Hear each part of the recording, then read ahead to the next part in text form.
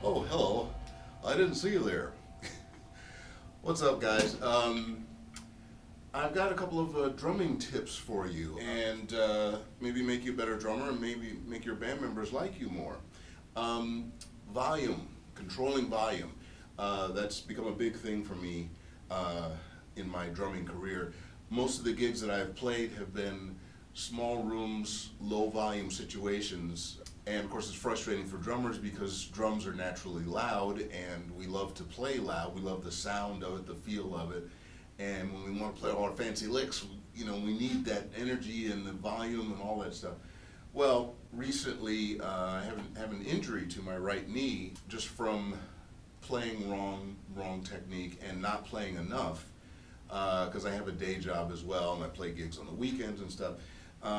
So now when I play, if I play for more than 10 minutes continuously, my knee locks up. It's really painful and I cannot play for a while. So my doctor says, don't do that. Basically, I have to take a break from playing and I have to do some exercises and I have to change my playing technique drastically. So basically, I can't really do live gigs right now because usually I have to play for an hour, 2 hours, 3 hours, 4 hours. I used to play with a cover band. We would play 4 sets a night. I can't do those gigs now until my knee heals. So that's really frustrating. But I'm going to get it done. I'm going to, get my knee back in shape.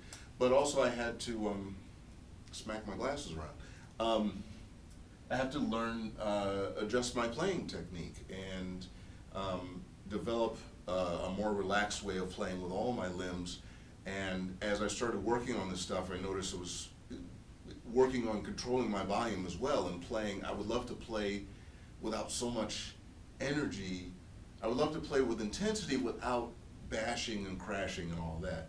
And a couple of my favorite drummers, and drummers that you guys should know, Steve Smith, you know him from Journey and the band Vital Information.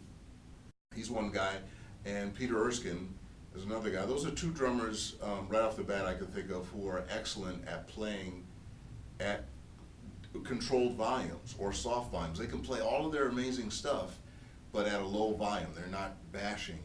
And when they were young, they played a lot louder because music was a lot louder and stuff. But over the years, with age and stuff, they've developed a softer touch. And if you watch their playing, and they even have instructional videos, like Steve Smith has an amazing instructional DVD set, and it teaches you all about improving your technique and your touch and your volume and control and all that stuff. And so I gotta get that. So I have to totally change the way I play. I have to, my bass drum technique. So I'm doing a lot of keeping my heel down and just swiveling with my foot.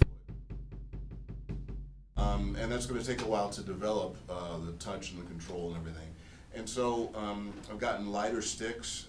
I've used Vader drumsticks for a long time. I have to hold the sticks a different way and it changes a lot about your whole playing technique. And I really am having fun and getting a little frustrated, but having fun just revamping my whole technique. So I want to be able to eventually play everything in a much softer, controlled volume, very relaxed, and be able to play all my licks and everything and not blow the band off the stage and not, So dealing with this situation, I realized that my hi-hat was too loud.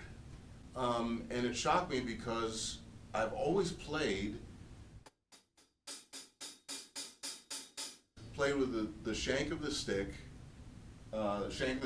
and playing on the edge of the cymbal. That's the way I've always played. A lot of drummers, most drummers play like that, and it's a really powerful sound, and it's awesome, and all of that.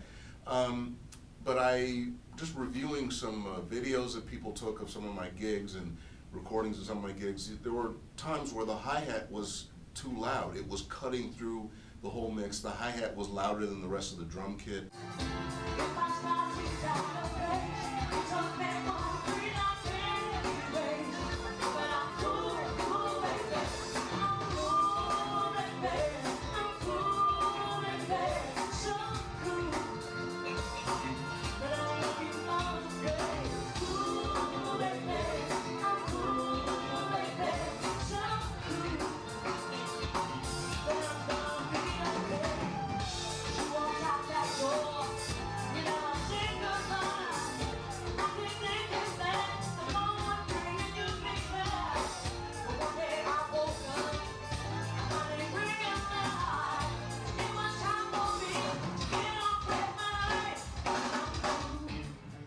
there's a couple of recordings of gigs that I did where the hi-hat is the loudest thing in the entire mix. It's louder than the vocals, the guitars, all this. And I started experimenting, and I figured this new way of playing the hi-hat.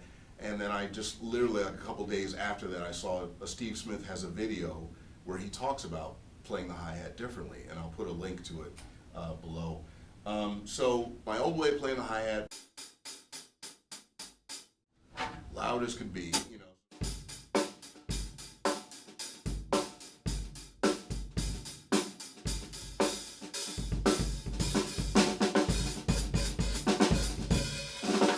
In some situations, it's too loud. So instead of bashing away on the edge, I would use the tip of the stick and play on top of the cymbal.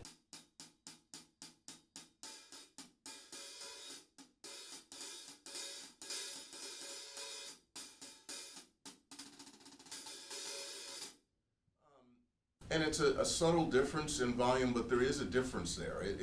The hi-hat doesn't cut through as much if you play with the tip of the stick. And yeah, so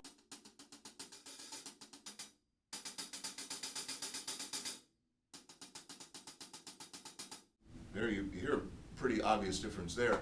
Now I know that the hi-hat doesn't quite sound the same when you're playing with the tips of the sticks. It doesn't quite sound as powerful. But in a lot of situations, this will help you get your volume under control, and that's what you want. I mean, it's no matter how much we love to, you know, you get in our practice room, we get in the studio, we get with rock bands or whatever, we get to bash and play loud and stress relief and all that stuff. But if you're doing gigs, you know, softer gigs, smaller rooms, you're going to need to control your volume. That's just part of life as a musician. You know, guitarists turn their amps down, you can turn your drums down by your touch on the instrument. Just like with snare drum.